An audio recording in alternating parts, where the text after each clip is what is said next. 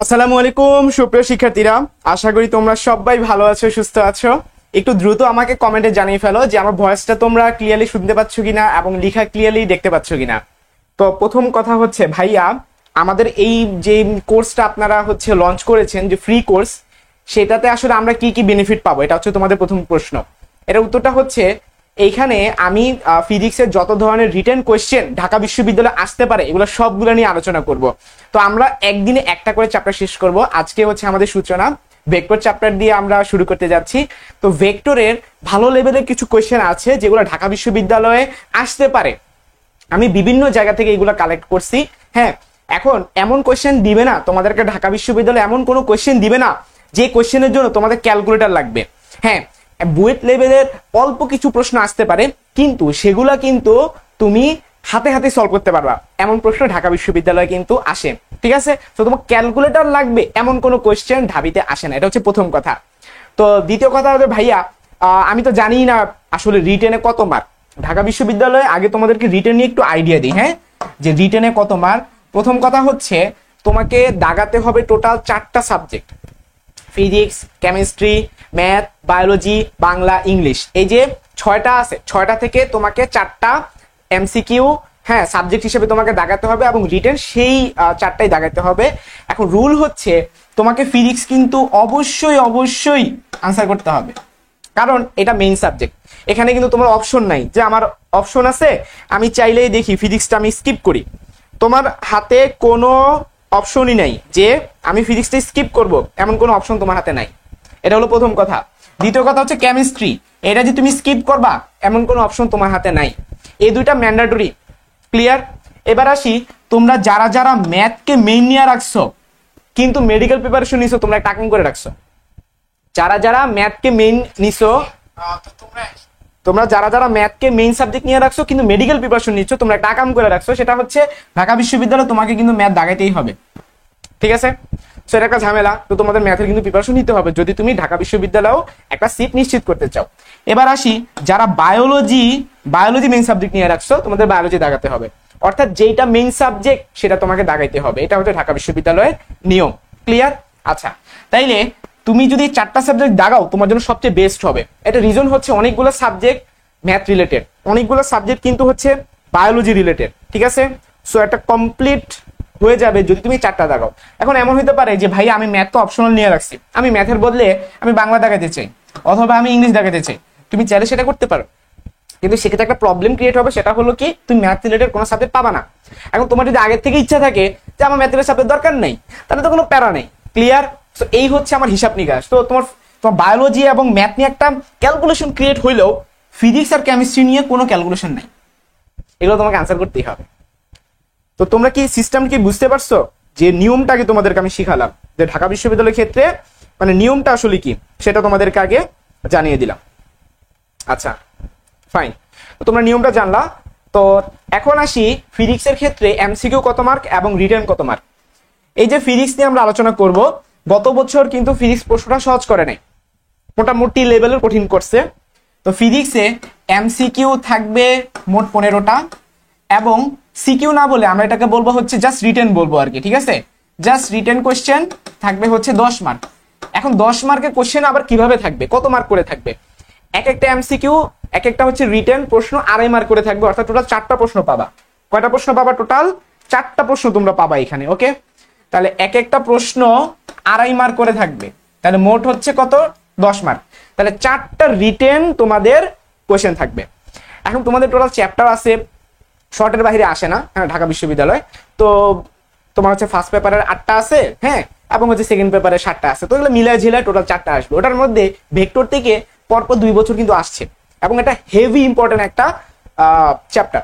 So আমরা সর্বোচ্চ গুরুত্ব দিয়ে এটা পড়াশোনা করব। সো চলো আমরা এখন আমাদের ক্লাসটা শুরু করে ফেলি। ঠিক আছে,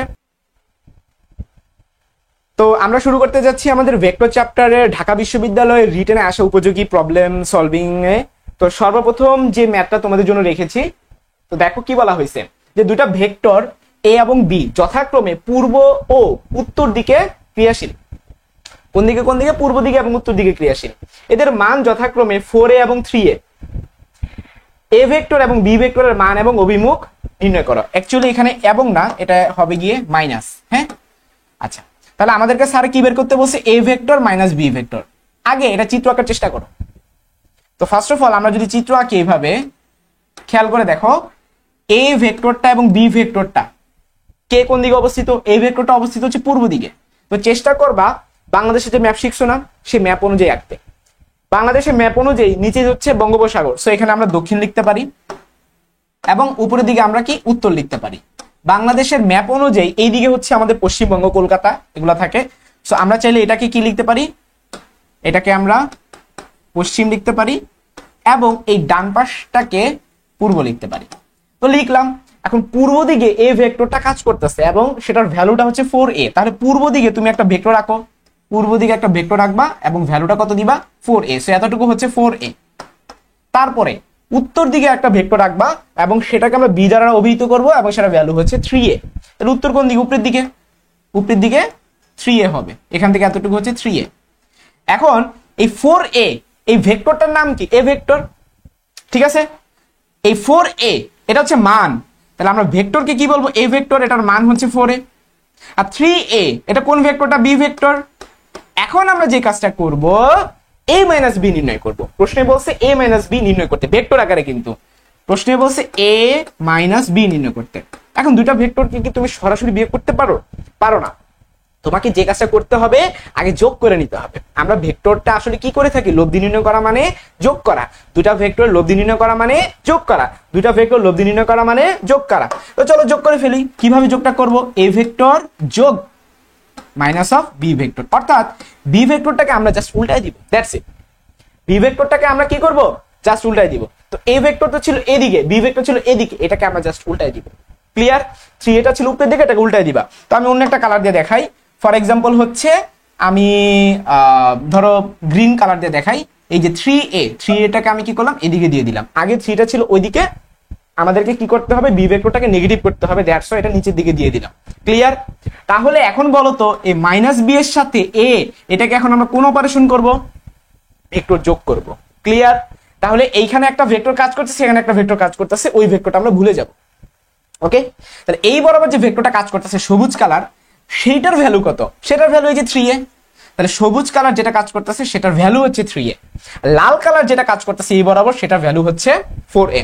ডান। এখন দুইটা ভেক্টর যোগ করা মানে কি? দুইটা ভেক্টর যোগ করা মানে তার লব্ধি নির্ণয় করা। এবং লব্ধি নির্ণয়ের সূত্র তোমরা সবাই পারো। লব্ধি নির্ণয়ের সূত্রটা কি বলতো? ওই যে r = √r। তাহলে এই দুইটা ভেক্টর লব্ধি কোন দিকে হবে? এই দুইটা ভেক্টর লব্ধি মাঝে কোন একটা জায়গায় হবে। এন্ড কোন জায়গায় হবে সেটা ডিপেন্ড করে ভ্যালুর উপর। তো 4a এবং 3 এর মধ্যে কোন ভ্যালুটা বড়? 4a ভ্যালুটা বড়।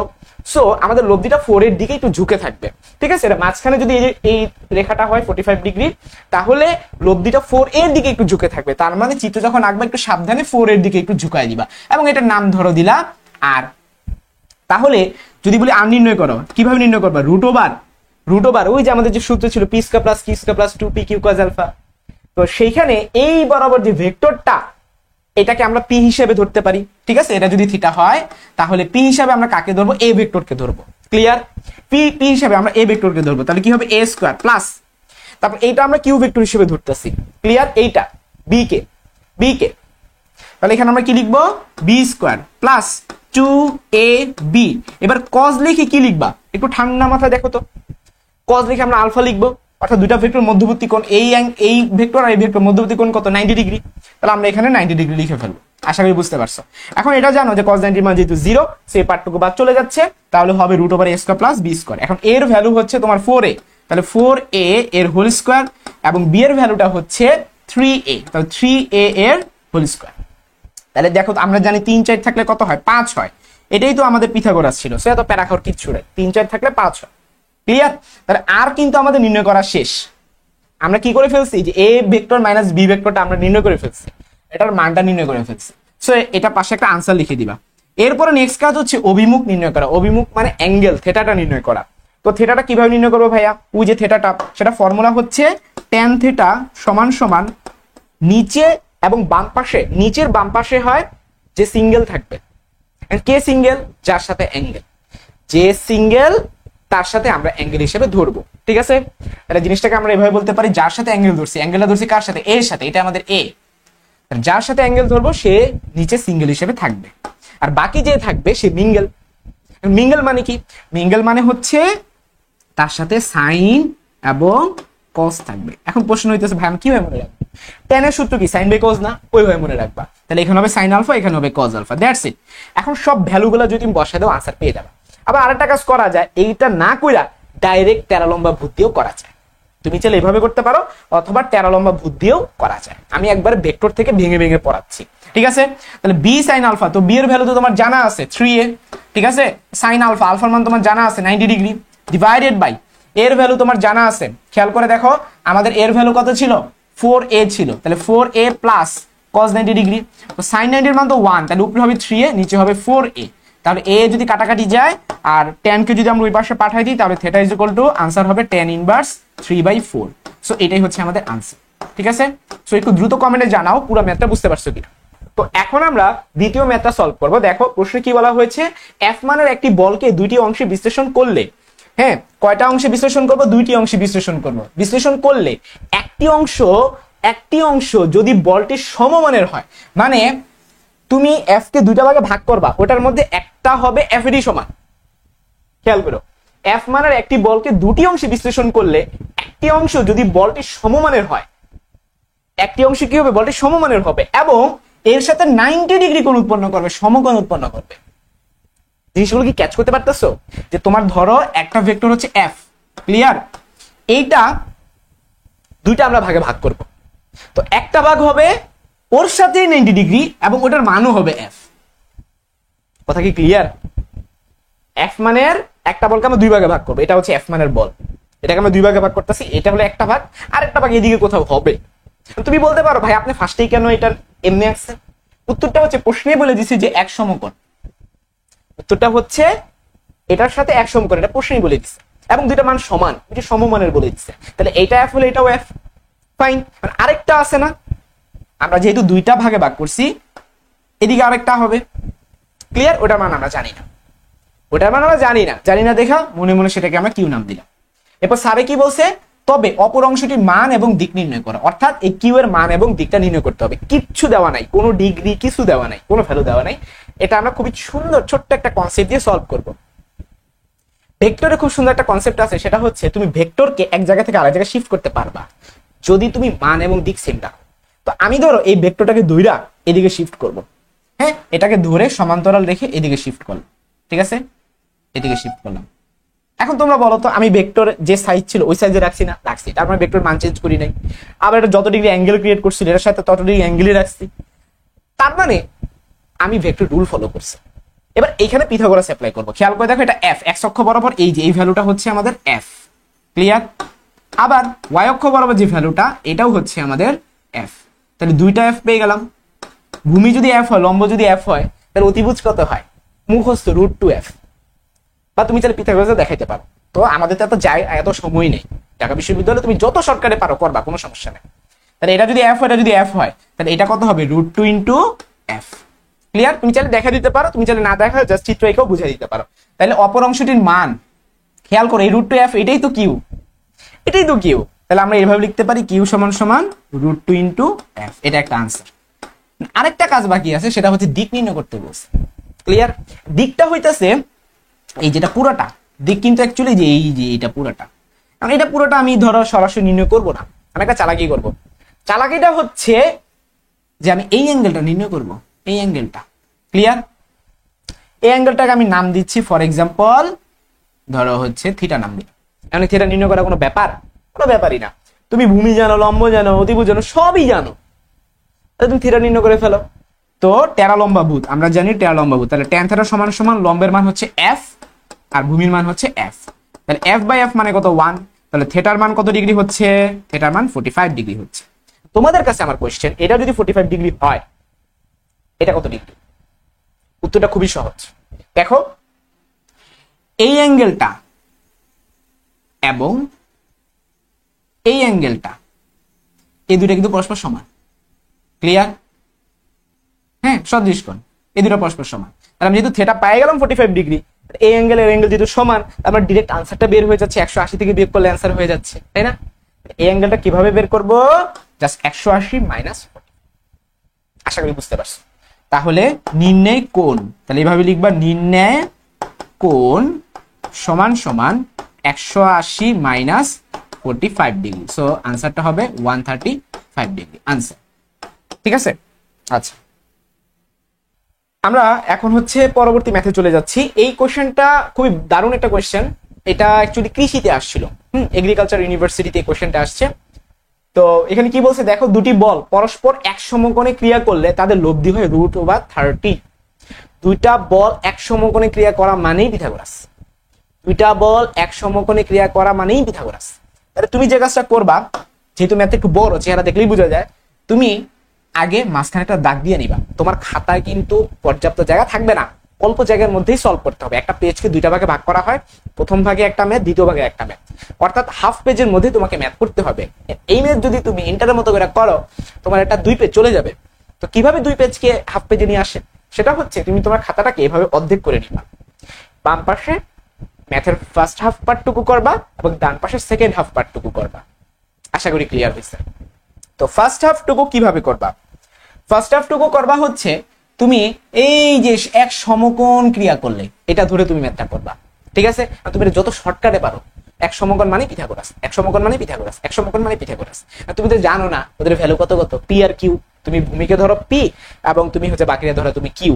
তাহলে এটা লব্ধিটা কত হবে? √30। আর যদি তোমার যদি মনে হয় না ভাই আমি এত শর্টকাটে যাবো না, আমি ভেঙে ভেঙে করবো, চাইলে তুমি করতে পারো, সমস্যা নেই। আচ্ছা, তাহলে এক সমকোণে ক্রিয়া করলে লব্ধি √30। এটার মিনিং কি? আমরা বেসিক যে ফর্মুলাটা জানি, আর স্কোয়ার সমান সমান P square plus Q square plus 2p/q cos alpha. না, আলফা লিখবা না, তোমার তো জায়গা নেই, এত সময় নেই, ডাইরেক্ট 90 ডিগ্রি বসাই দিবা। ক্লিয়ার?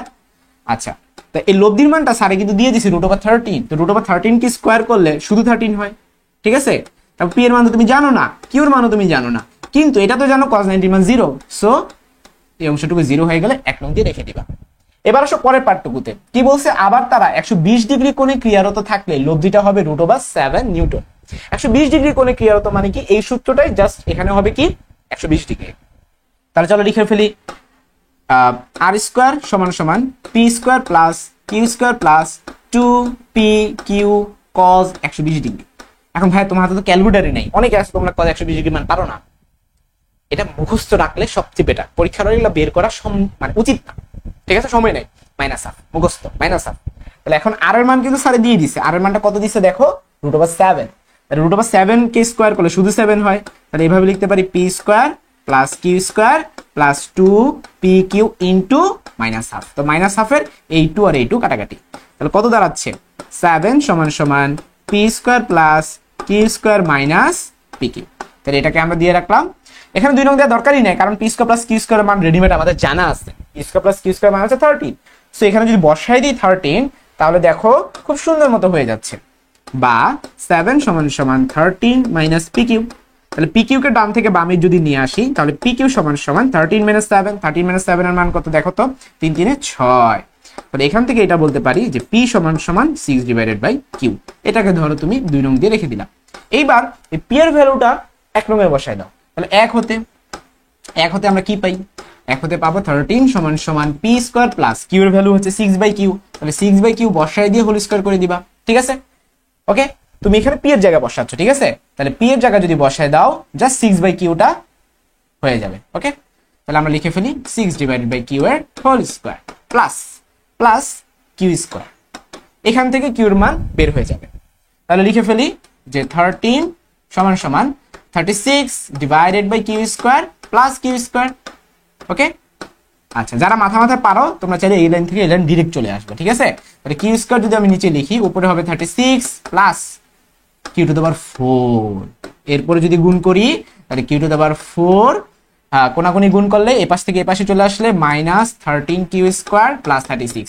তো তোমরা তো সবাই নামতা পারো। ঠিক আছে, তোমরা ইজিলি 4 নং 36 দিয়ে এটা সলভ করে ফেলতে পারবা। তাহলে Q to the power 4 minus 9q square minus 4q square plus 36 equal to 0। তাহলে যদি আমরা কিউ স্কোয়ার কমন নেই, তাহলে কত থাকে? Q square -3। আর এখানে যদি কিউ স্কোয়ার -3 লিখি, এখানে -4 কমন নিতে হবে, অর্থাৎ এটা আমরা পেয়ে গেলাম যে Q square is equal to 3 আর Q square is equal to 4। Clear?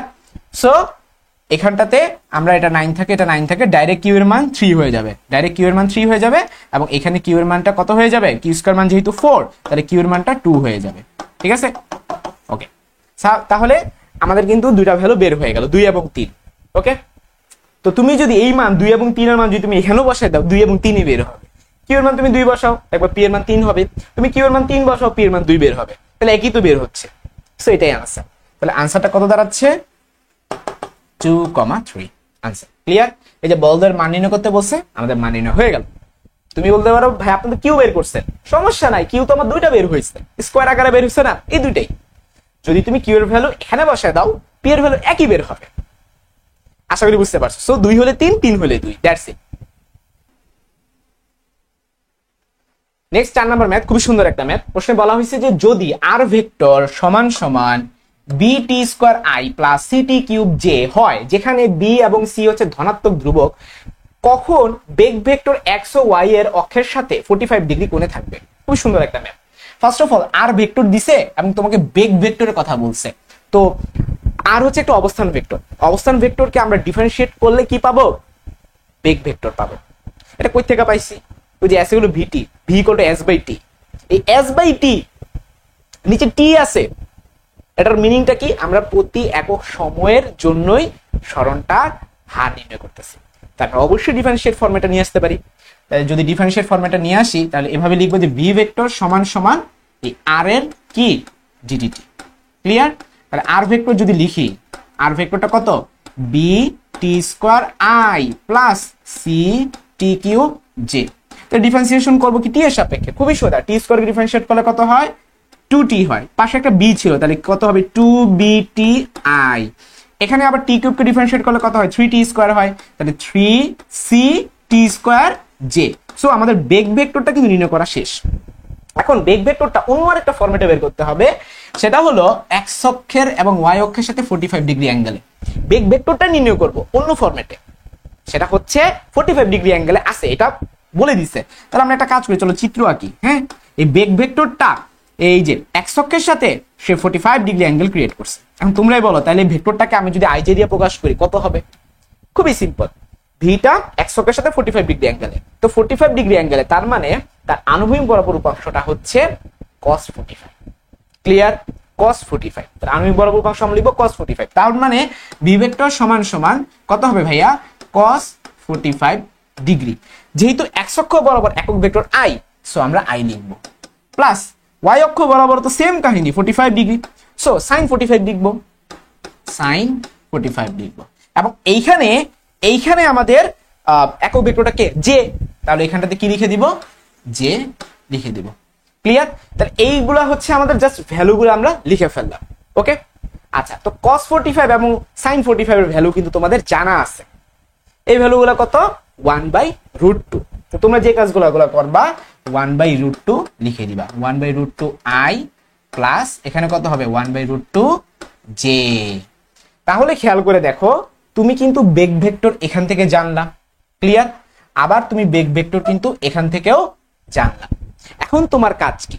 তোমার কাজ হচ্ছে দুইটা যেহেতু সেম ভেক্টরকে ইন্ডিকেট করতেছে, ঠিক আছে, দুইটাই কিন্তু তোমার সেম ভেক্টরকে ইন্ডিকেট করতেছে, তাহলে কি কাজ করবা? এইটা আর এইটা পরস্পর সমান। ক্লিয়ার? তারপর এইটা আর এটা পরস্পর সমান, তো সমান ধরে দেন তুমি পরবর্তীতে সলভ করে ফেলতে পারবা। ঠিক আছে? বলছে যে কখন বেগ ভেক্টর এক্স ও ওয়াই অক্ষের সাথে 45 ডিগ্রি কোণে থাকবে, তাহলে তোমার একটা শর্ত বের হয়ে যাবে। আশা করি তোমরা বুঝতে পারছো। তো এই ছিল আমাদের বেগ ভেক্টর, তাই না? এই যে বেগ, এখানে বেগটার ভ্যালুগুলো লিখতে হবে, এখানে বেগের ভ্যালুটা, এই যে বেগের ভ্যালু, বেগের ভ্যালু। আচ্ছা, তাহলে এখন আমরা যে কাজটা করতে পারি, যেহেতু এই বেগ ভেক্টর এই বেগ ভেক্টরটা এইটা আর এটার সমান, তাই না? তাহলে আমরা যদি মিলাই, সহগ মিলাই, এখানে আই এর সহগ হচ্ছে 2bt আর এখানে আই এর সহগ হচ্ছে কত? v/√2। তাহলে এই দুটো কি পরস্পর সমান, তাই না? আচ্ছা, এখানে যে সহগ কত? 3ct² আর এখানে যে সহগ কত? v/√2। বুঝতে পারছো কিনা? এখানে জিনিসটা আমরা কি করছি, কোন একটা ভেক্টরকে আমরা কিভাবে প্রকাশ করি? এখানে হবে সেই ভেক্টরটার মান, মানে v, তারপর হবে কি সে এক্স অক্ষের সাথে যত ডিগ্রি অ্যাঙ্গেল ক্রিয়েট করছে সেটার কস, কারণ এক্স অক্ষ বরাবর আমরা জানি আনুভূমিক উপাংশ, সেটা কস থিটা হয়, এটা কস 45 ডিগ্রি, আর এক্স অক্ষের সাথে হওয়ার কারণে সেটা আই হয়েছে।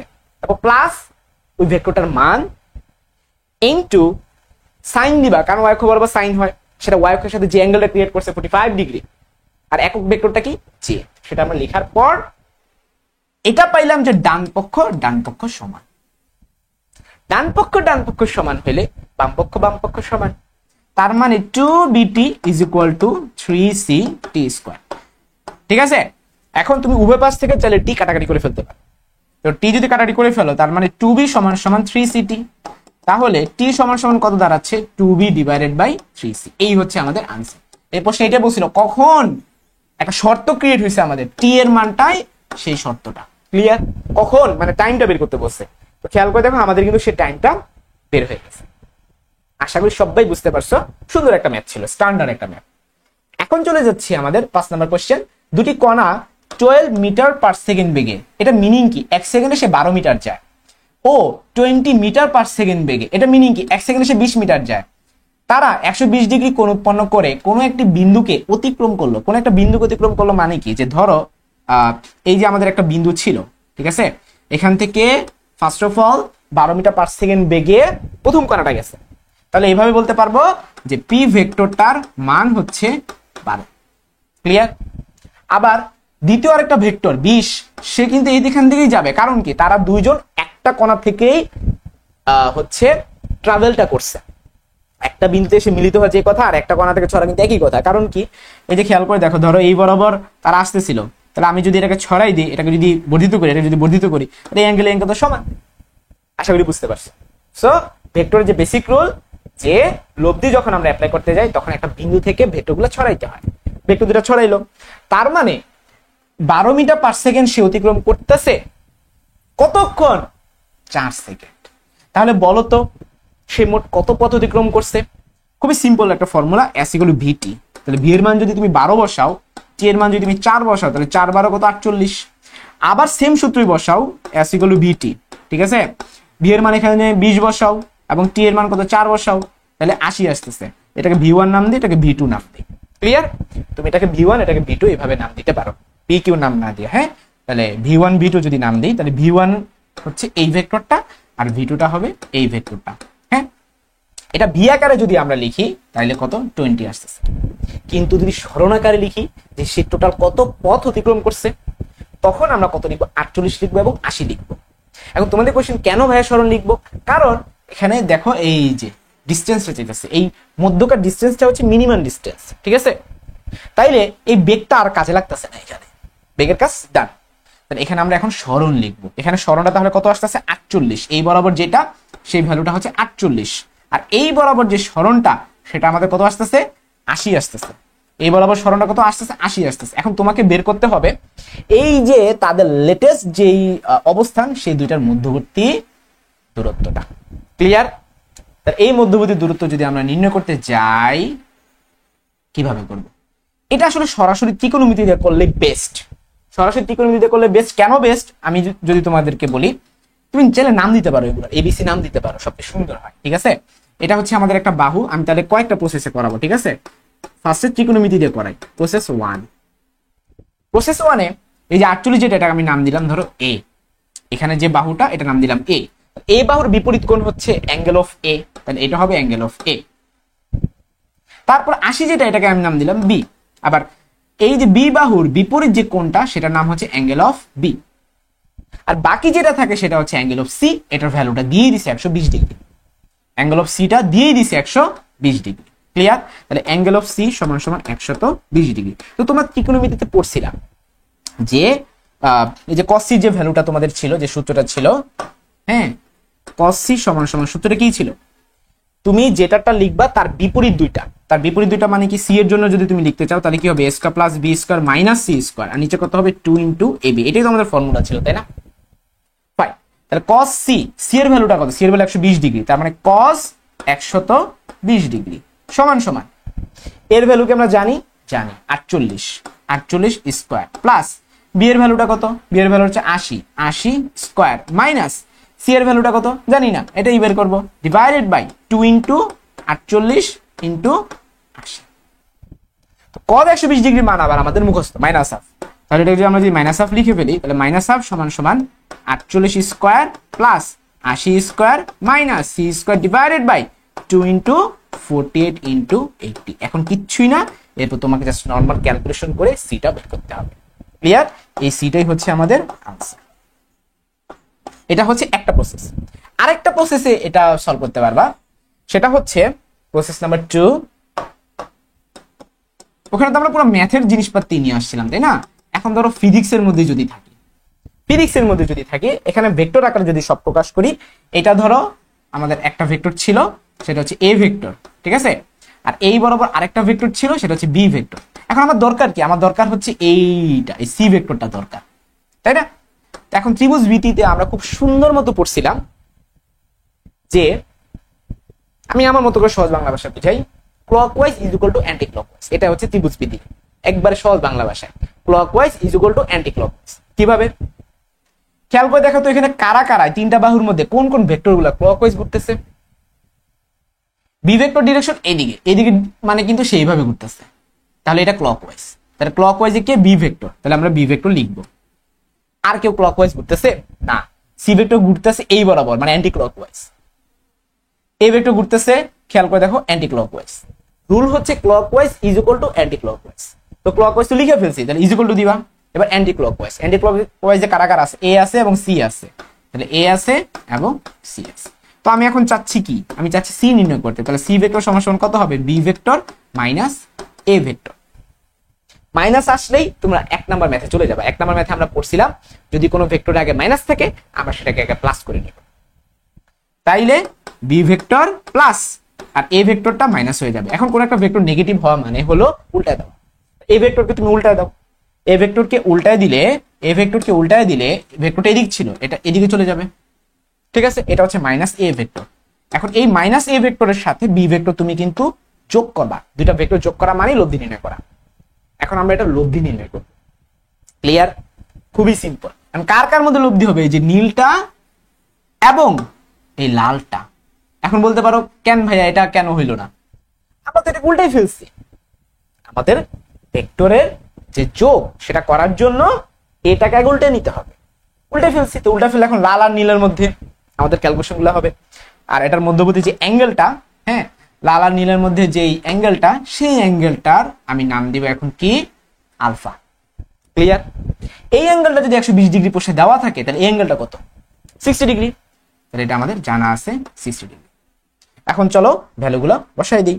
তো সবাই আমরা ফর্মুলা জানি যে r equal to root over p square plus q square plus 2pq cos আলফা। পি কেটায় পি হচ্ছে তুমি তোমার মন মতো ধরতে পারো, তবে সবচেয়ে ইজি হলো এই বরাবর গুলো ধরলে ভালো হয়। এটাকে তুমি পি ধরতে পারো, এই বরাবর যে ভ্যালুটা আছে, ঠিক আছে? কারণ এই বরাবর কে ছিল? দেখো তো বেগটা কত ছিল এই বরাবর বেগটা? এই বরাবর আমাদের বেগটা ছিল হচ্ছে, খেয়াল করো, 12। ক্লিয়ার? এই যে এখানে 48 আমরা কই থেকে পাইছি? 4 দিয়ে গুণ করে পাইছি, তার মানে এখানে 12 ছিল। পরে 12 কে উল্টায় দিলে তো ডিরেকশন চেঞ্জ হয়, বাট মান তো চেঞ্জ হয় না, 12ই তো থাকে, তাই না? তাহলে মানের দিক দিয়ে সে 12, তাহলে 12 কে আমরা স্কয়ার করতেছি প্লাস তারপরে কে বাকি যে ভেক্টরটা বি ভেক্টরটা কত জানা ছিল? 20 ছিল। তাহলে এখানে কত লিখবো? 20 square plus 2 into 12 into 20 into কত হবে? cos এটা কত ডিগ্রি? 60 ডিগ্রি। cos 60 degree. অঙ্ক শেষ। এখন জাস্ট ক্যালকুলেশন করবা, দ্যাটস ইট। 12 কে স্কয়ার করলে 144, 20 কে স্কয়ার করলে 400।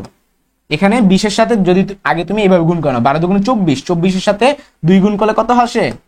তোমার আসবে গিয়ে 48, পাশে একটা শূন্য। এবং cos 60 এর মান কত? sin 30।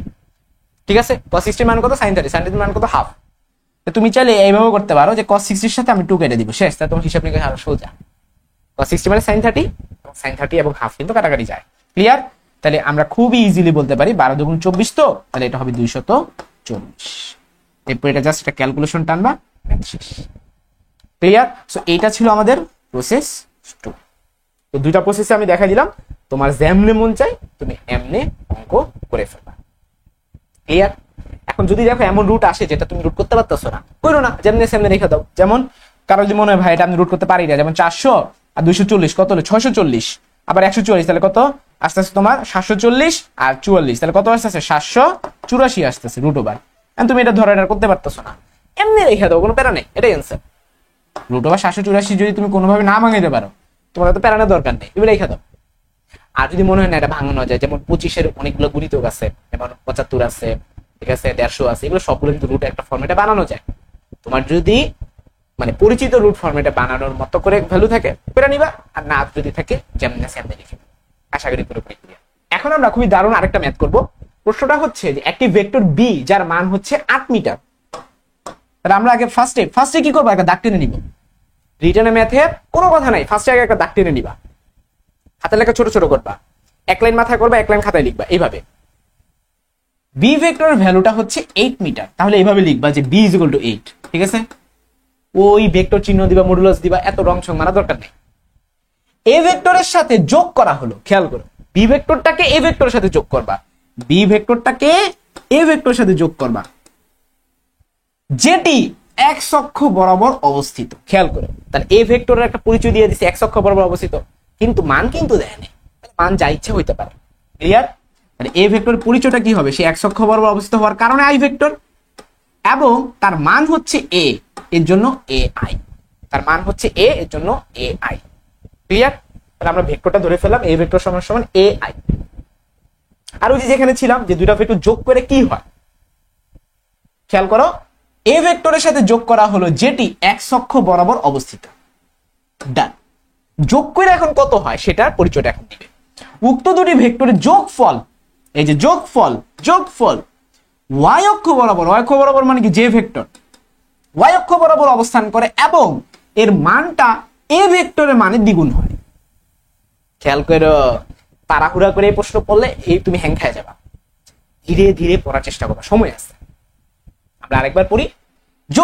যোগফল মানে সমান সমানটার কথা বলতেছে, ওয়াই অক্ষ বরাবর মানে কি যে ভেক্টর অবস্থান করে এবং এর মান এ ভেক্টরের মানে দ্বিগুণ। এ ভেক্টরের মানকে আমরা কি ধরছি, এ ধরছি না, তাহলে এর দ্বিগুণ। আর প্রশ্নে বলছে এই ভেক্টরের মান নির্ণয় করো। সুন্দর একটা ম্যাথ, ছোট্ট আনসারটা, খুবই ছোট সুন্দর। ঢাবিতে এরকমই হয়, খুব আহামরি বড় কোনো ম্যাথ আসে না, ছোট ম্যাথই আসে, কিন্তু একটু চিন্তা ভাবনা করে আনসার করতে হয়।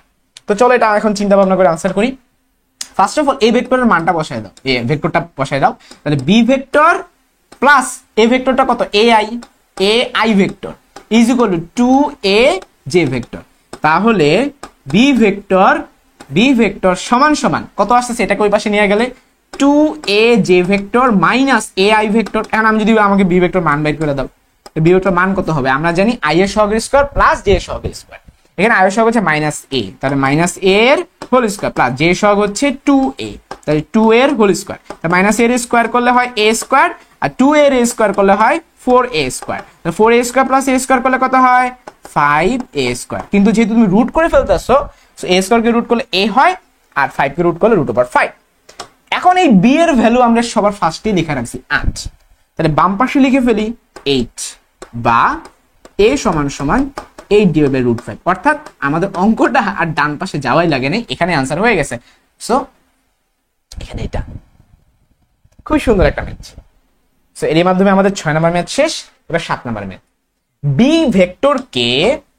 ভেক্টরকে সি ভেক্টর, এটা আবার দিয়েও দিছে, এর সাথে সংযোগ করা হলে, সংযোগ করা মানে যোগ করা, লব্ধি নির্ণয় করা। ক্লিয়ার?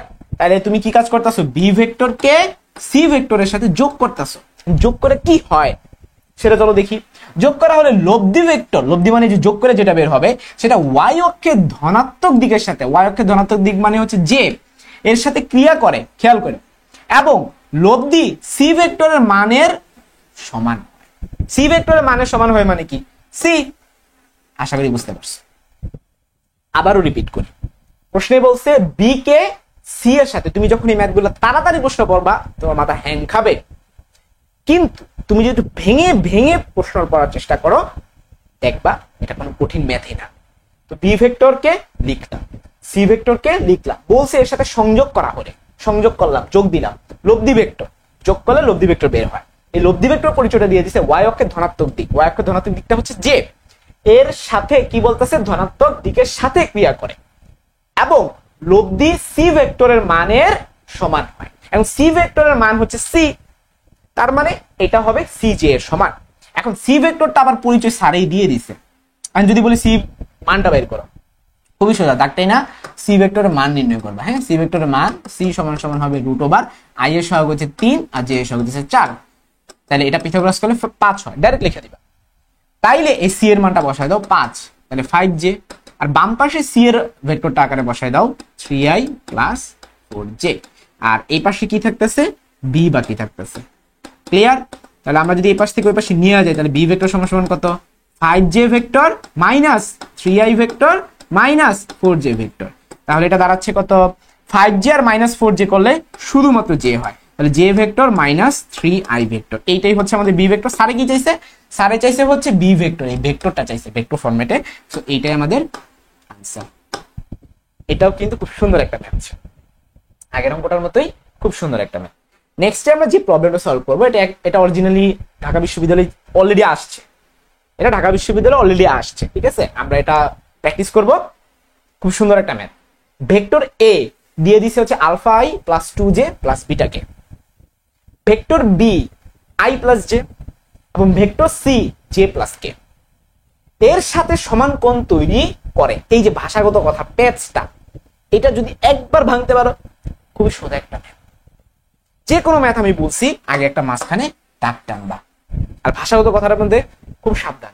বলছে ভেক্টর এ ভেক্টর বি এবং সি এর সাথে সমান কোণ উৎপন্ন করে, মানে ভেক্টর এ বি এর সাথে যে কোণ উৎপন্ন করে, ভেক্টর এ সি এর সাথে সেম কোণ উৎপন্ন করে।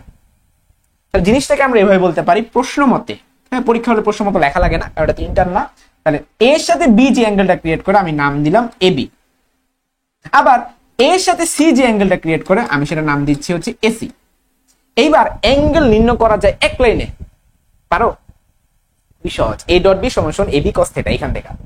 তাইলে যদি আমি থেটা এবির কথা বলি, তাহলে কি হবে বলতো, হবে হচ্ছে কজ ইনভার্স, উপরে হবে এ ডট বি আর নিচে হবে এ বি এর মান। এখানেও সেম কাহিনী, কজ ইনভার্স, উপরে হবে এ ডট সি আর নিচে হবে এ সি এর মান। এখন আমরা যে কাজটা করব, খুবই ইজিলি দেখতে পাচ্ছি যে সহজ বাংলা ভাষায় বুঝাই, যদি এটা সরাসরি বলা উচিত না যে কজ ইনভার্স কাটাকাটি, এটা আসলে প্রপার্টি অনুযায়ী, ত্রিকোণমিতির প্রপার্টি অনুযায়ী, যে এই পাশ থেকে এই পাশে যাবে, কজ ইনভার্স করে বিপরীত ত্রিকোণমিতি অনুযায়ী কজ ইনভার্স করলে কজ ইনভার্স চলে গিয়ে এই পার্টটুকু শুধু থাকবে। আবার সহজ বাংলা ভাষায় বোঝার জন্য বলবো কজ ইনভার্স কাটাকাটি, সহজ বাংলা ভাষায় মনে রাখার জন্য।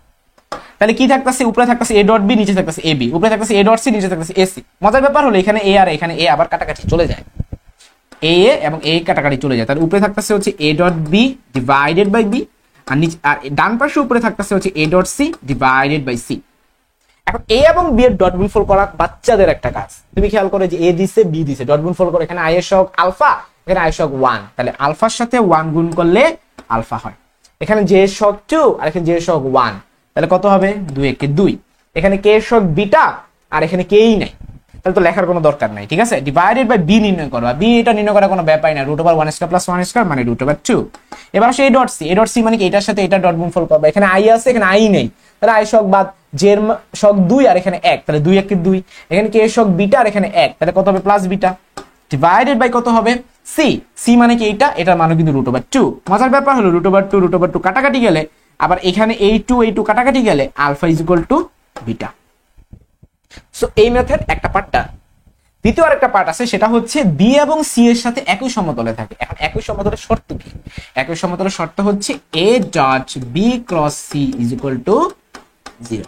তোমাকে আগে বি ক্রস সিটা নির্ণয় করে আসতে হবে, এটা কোনো ব্যাপারই না। বি ক্রস সি খুবই ছোট ছোট ভেক্টর দিছে, তাড়াতাড়ি পারা যাবে। আই জে কে আগে লিখবা, তো বি ভেক্টর যাকে আগে আমরা লিখি তার আই জে কে আগে লিখতে হয়। তো বি ভেক্টর হচ্ছে আই জে, তার মানে আই এর সহগ 1, জে এর সহগ 1, কে এর সহগ 0।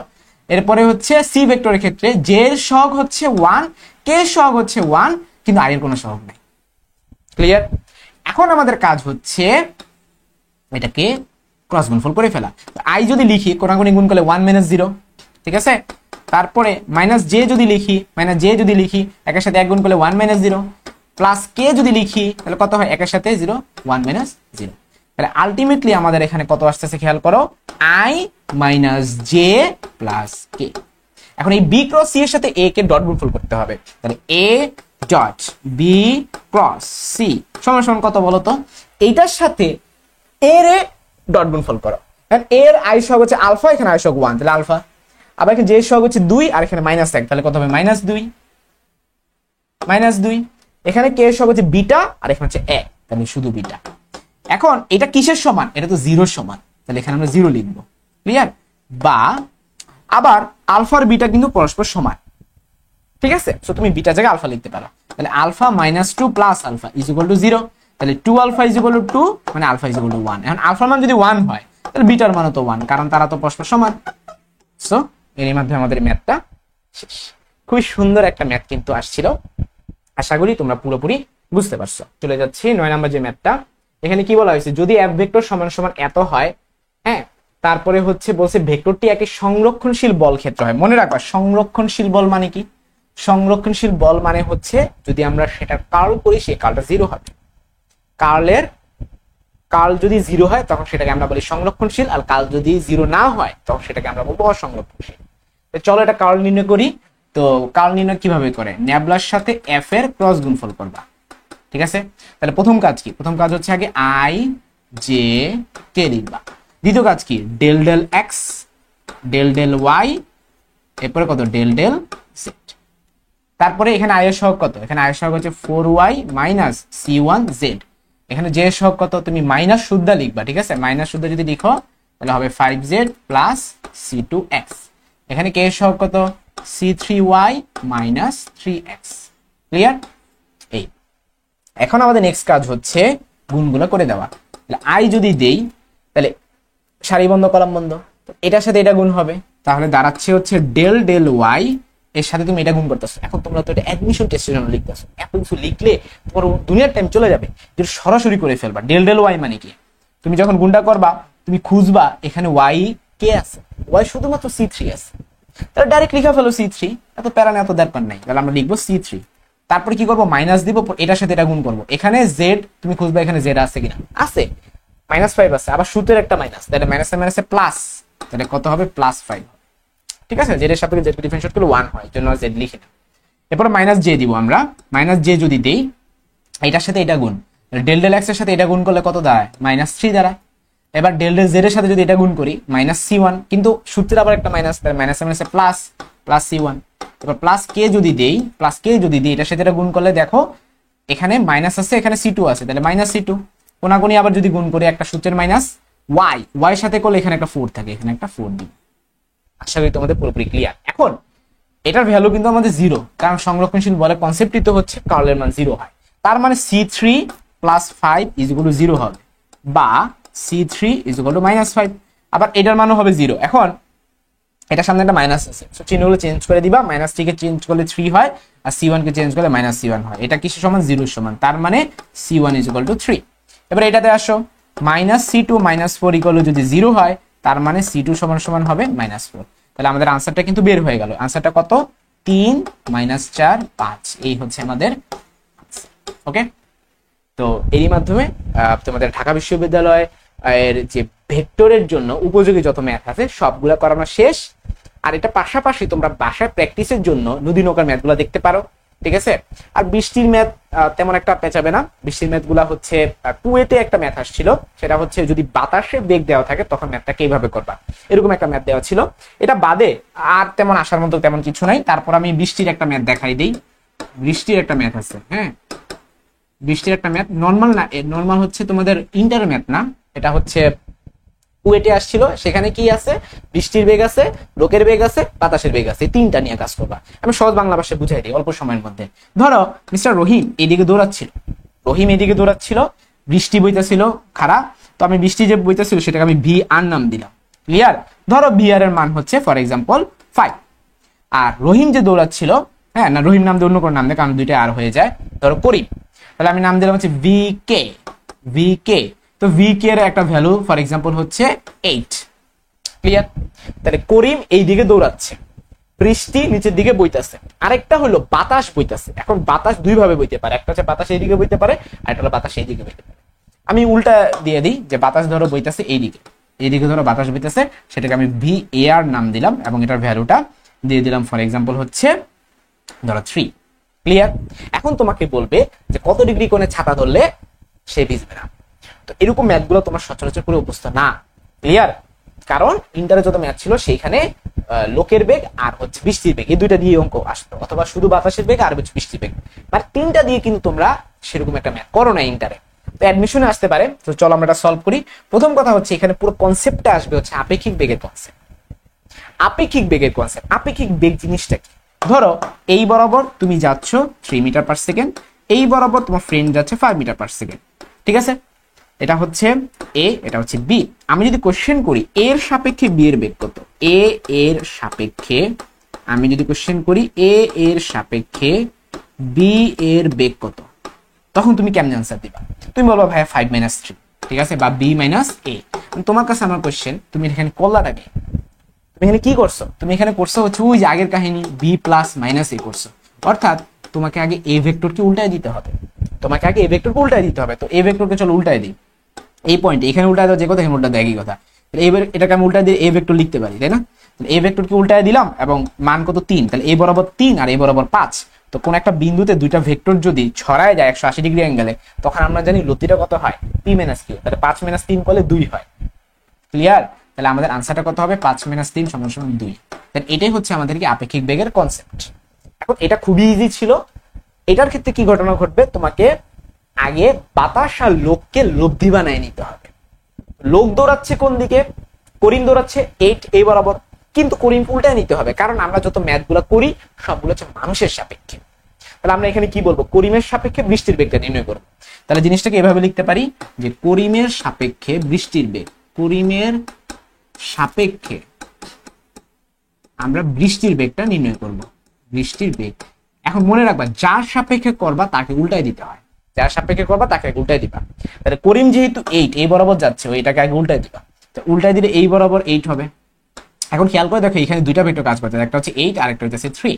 তাহলে দুইটা ভেক্টর যদি একই দিকে কাজ করে তখন সেটাকে আমরা একটা ভেক্টরে কনভার্ট করে ফেলতে পারি, জাস্ট সিম্পলি যোগ করি। ক্লিয়ার? তাহলে দুইটা ভেক্টর একই দিকে কাজ করছে, 8 আর 3 একই দিকে কাজ করলে হবে 11, আর নিচের দিকে হইতেছে 5, নিচের দিকে হইতেছে 5। তাহলে আমি যদি বলি দুইটার লব্ধি কোন দিকে হবে, খুবই সিম্পল, তুমি উল্লম্বের সাথে ধরো তুমি থিটা ধরলা, তাহলে এটা সলভ করা তো কোনো ব্যাপারই না।